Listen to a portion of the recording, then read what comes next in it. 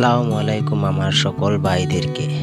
আজকে আমরা জানবো জানাজার নামাজের আরবি নিয়ত ও বাংলা নিয়ত।